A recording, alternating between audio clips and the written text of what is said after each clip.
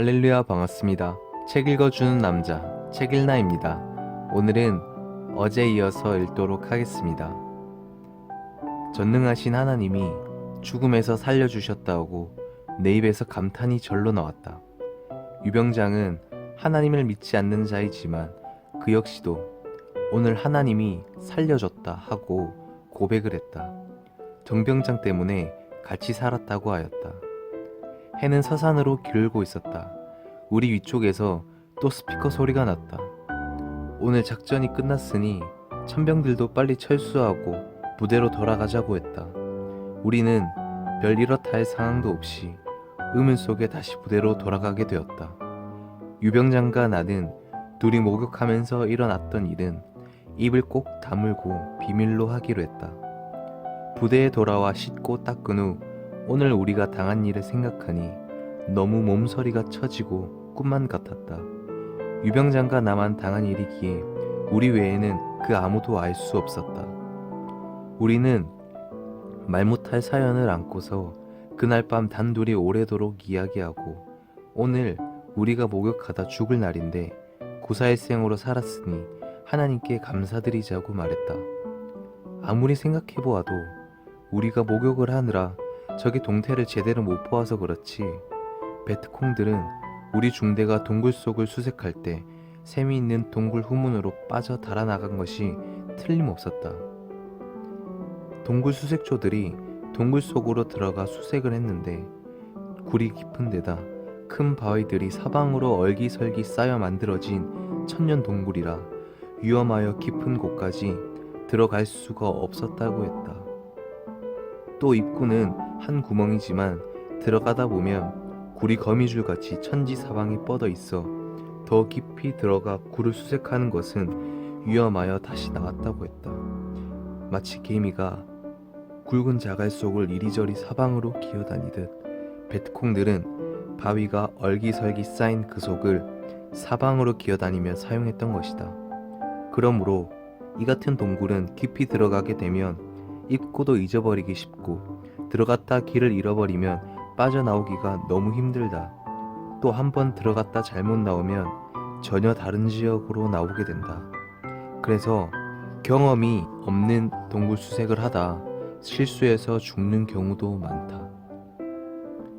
베트콩의 자수로 의문을 풀다. 아, 혼바산 죽음의 사자가 나 잡으러 왔던 거야.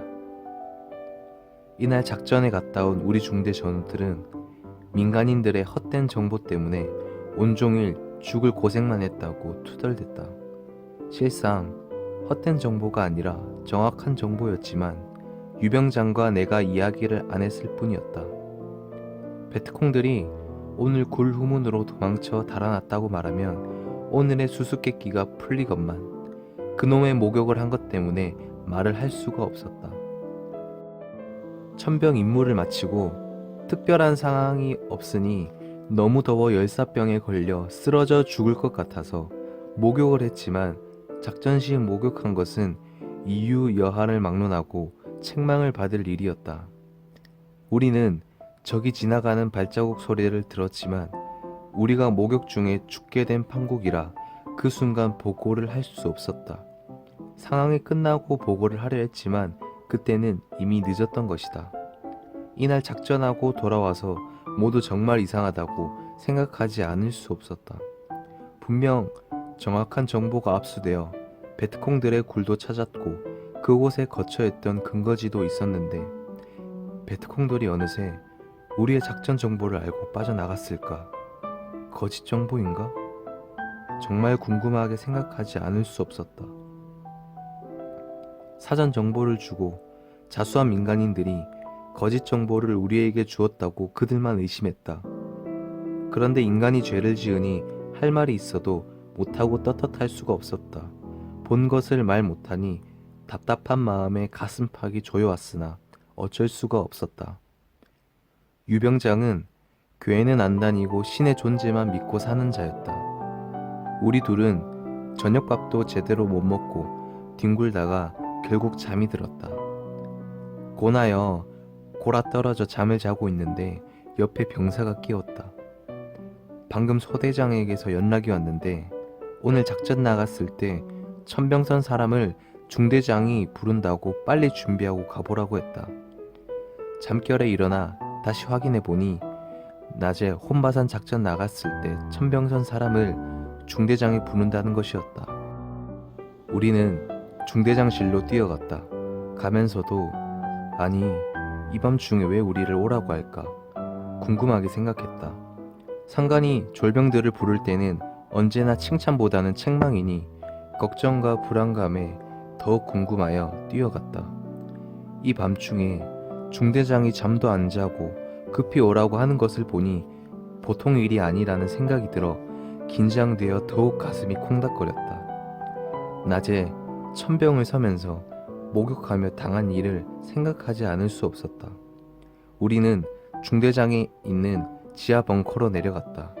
5평 남짓한 벙커 안은 민찬기 중대장의 중대지휘 본부였다. 이곳으로 부대가 이동한 후에 처음으로 중대장 근무실에 가보았다. 전등불은 환히 켜져 있고 거기 낯선 베트남 사람 2명이 서 있었다. 베트콩 같았다. 중대장 앞에가 선임자 유병장이 보고했다. 병장 유군태 외 한 명은 중대장님의 명을 받고 왔습니다. 이에 신고합니다. 중대장은 쉬어 하더니만 너희들이 오늘 혼바산 수색작전에서 천명 썼었냐? 하고 물었다. 예, 그렇습니다.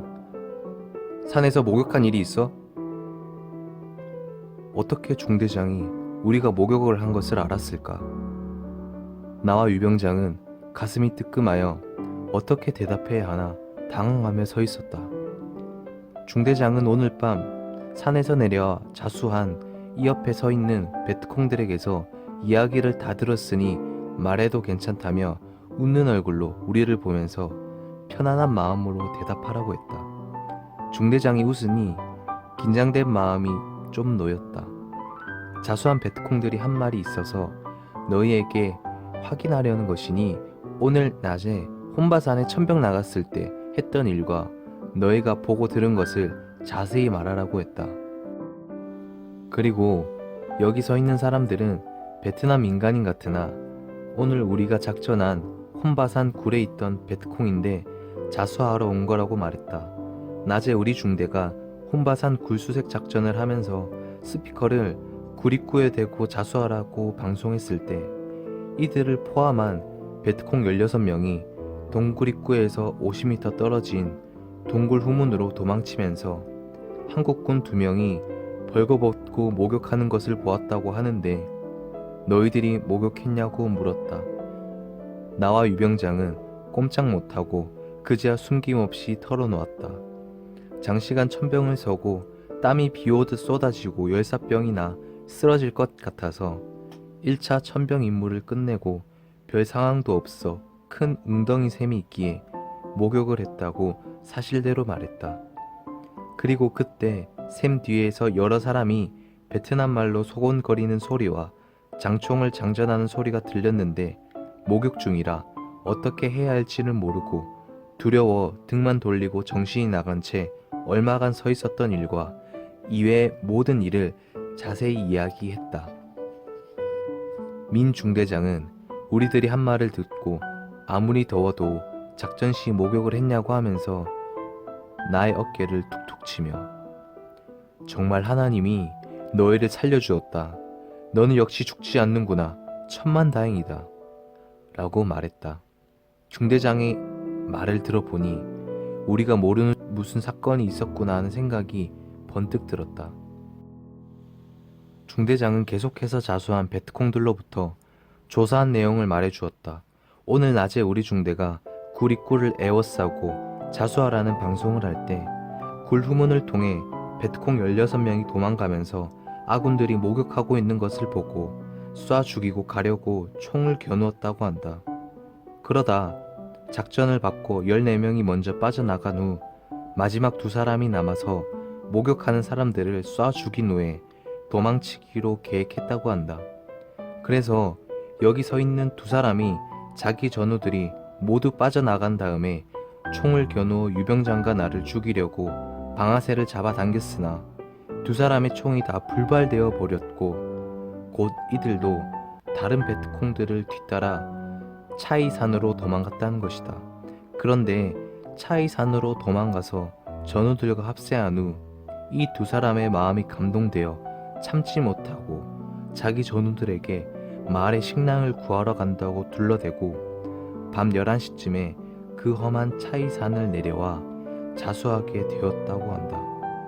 그들이 행한 일을 통역관을 통해 들은 중대장이 자세하게 말해주었다. 중대장은 나를 쳐다보면서 하나님이 너를 또 살려주었다 라고 말했다. 나는 그제야 오늘의 모든 의문을 풀게 되어 감격하며 기뻐했다. 그리고 또 나를 살리신 전능자께 영혼까지 감사해서 하늘을 우러러 보지 않을 수 없었다.